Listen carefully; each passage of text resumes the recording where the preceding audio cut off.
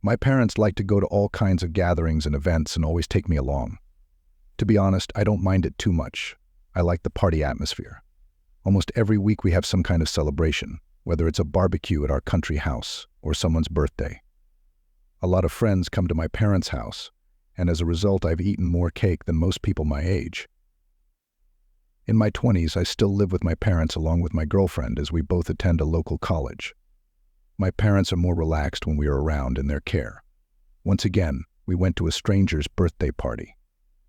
This time it was my dad's best friend, Jessica. My girlfriend couldn't make it because she already had plans with her friends, so I went alone, not really excited. It was just another holiday, or so I thought. But it was going to end up being an unforgettable one. In the evening, we went to the party as usual. We congratulated the birthday girl, gave her our gifts, and then sat down to eat. My dad wasted no time and poured everyone, including me, a glass of wine. The birthday girl, Jessica, seemed particularly interested in me and asked tons of questions, almost like an interrogation. When I first met her, she hugged me like family and sat next to me, wanting to know all about my life. I tried to share general news about school, university, my girlfriend, but I didn't want to get too deep into a conversation with someone I hardly knew. Many of these people either hadn't seen me since childhood or had never met me at all. Soon the barbecue was ready. I ate until I was full, and then I did what I always did. I leaned back on the couch, waiting for the evening to come to an end. Things got even more interesting when I was offered a drink with everyone else since I was now considered one of the adults. When I was a kid, my father only let me have a glass of champagne on New Year's Eve, and here I was being poured shots of cognac by grown-ups. Mom laughed, holding out a shot glass to me. I have to say, I was glad that my first real experience with alcohol was in such a safe environment and not in some questionable place. I didn't even notice how intoxicated I was, even though I hadn't been drinking that much. My mood instantly improved and soon people were dancing.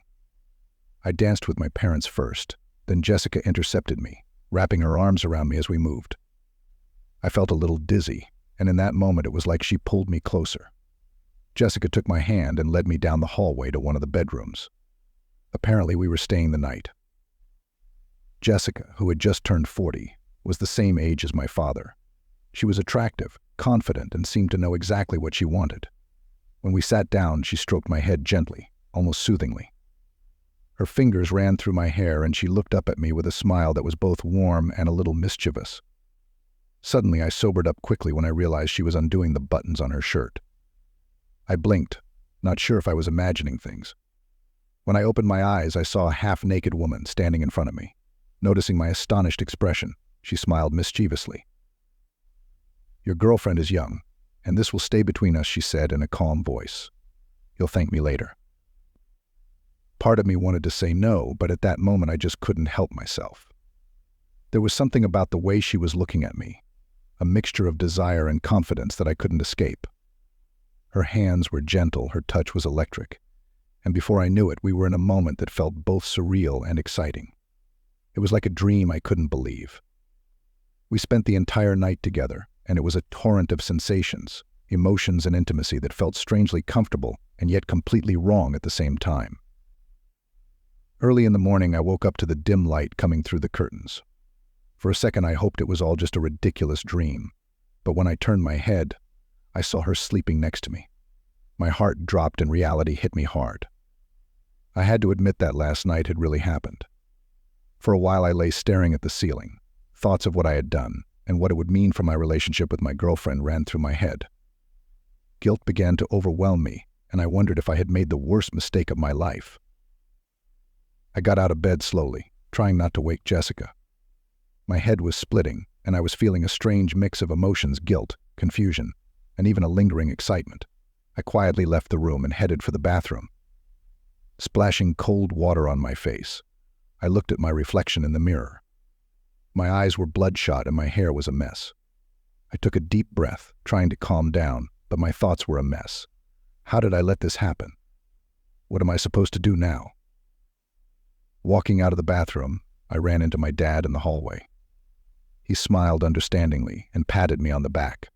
"Rough night," he said, smirking. I forced myself to smile and nodded slightly. He had no idea what had happened. and I felt a prick of guilt, realizing that I had crossed a line I shouldn't have crossed. I went back into the living room, where the guests were still asleep on the couches, and sat down, trying to make sense of everything that had happened. Jessica eventually woke up and joined everyone in the kitchen. She acted as if nothing had happened, greeting everyone cheerfully and chatting with my parents like it was any other morning. I watched her from across the room, wondering how she could be so calm, so poised after what we had done. At one point she caught my eye and winked at me subtly, and I quickly averted my eyes, blushing. It was obvious that she wasn't going to let anyone find out, and I couldn't help but feel a sense of relief mixed with an overwhelming sense of guilt. The rest of the morning passed like a blur. I hardly spoke at all, immersed in my own thoughts. My mom noticed this and asked if I was feeling okay, and I just blamed it on the alcohol, saying I wasn't used to drinking so much. She smiled sympathetically and handed me a glass of water, telling me to calm down. I nodded, grateful that she didn't insist any further. I couldn't bear the thought that someone might find out what had really happened.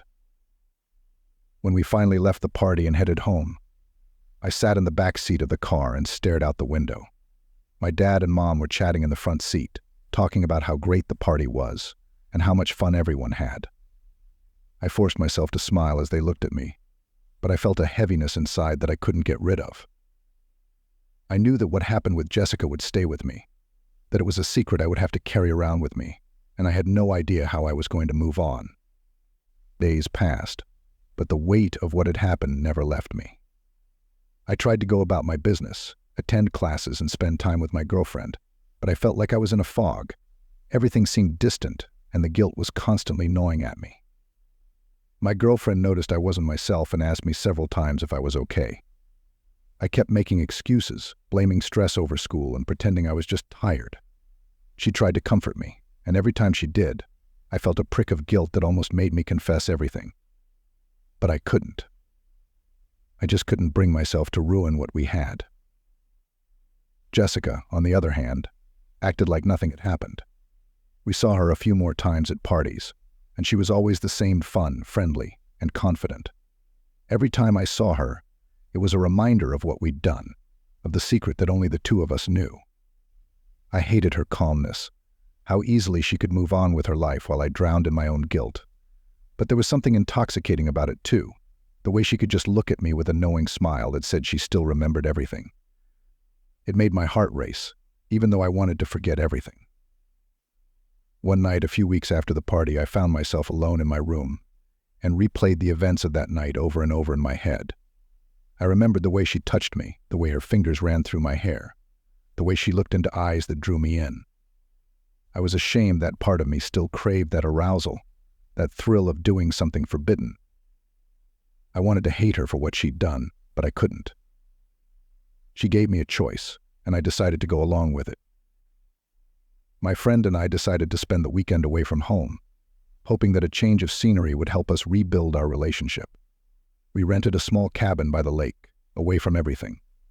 She was excited about it, planning all the things we could do: hiking, picnicking by the water, spending evenings by the fireplace. I tried not to give in to her enthusiasm, but deep down I was still struggling. I knew this weekend was important, and I wanted things to be good between us. I wanted to be the guy she deserved, not the guy who was hiding a terrible secret. The first day went smoothly. We went hiking in the woods, and for a while I managed to forget about everything. We laughed, took pictures, and enjoyed each other's company. It seemed like everything was back to normal, that I could finally breathe again. But that evening, as we sat by the fireplace, she looked at me with concern in her eyes. She asked me again if something was wrong, if there was anything I wanted to tell her. My heart pounded in my chest, and for a moment I thought about telling her everything. I thought about coming clean, about finally letting go of the burden that was weighing me down. But I couldn't do that. I looked her in the eye and lied, telling her that everything was fine, that I was just worried about school. She smiled, but I saw doubt in her eyes. She leaned over and kissed me, and I kissed her back, trying to chase away all my guilt and fear. I pulled her against me, wanting to feel connected to her again, wanting to forget everything that had happened with Jessica. In that moment, I managed to convince myself that everything would be okay, that I could move on with my life and put that night behind me. The next morning, As we sat by the lake and watched the sunrise, I felt a strange sense of calm. Maybe it was the fresh air, the beauty of the lake, or just the distance from everything, but I felt like I could finally start to move on with my life. I knew it wouldn't be easy, that the guilt would always be present, but I wanted to try. I wanted to be a better person for myself and for my girlfriend. I knew I had made a terrible mistake, but I also knew I couldn't let it define me forever. When we got home, I felt different. I still hadn't fully come to terms with what had happened, but I was determined to try. I wanted to make things right, to become the person my girlfriend thought I was. I knew it would take time, but I was willing to make the effort. I avoided Jessica for as long as possible, not wanting that night to remind me of myself. Whenever I saw her at parties, I kept my distance, said hello politely, and then found an excuse to leave. She seemed to understand, never pressured me or tried to broach the subject of what had happened. Life gradually began to return to normal. My friend and I became closer again, and I felt like I could finally breathe. The guilt was still there, but it wasn't as overpowering as it had been. I had made a mistake, but I was trying to learn from it and become a better person. I knew that what had happened to Jessica would forever be a part of my past, but I was determined not to let it ruin my future.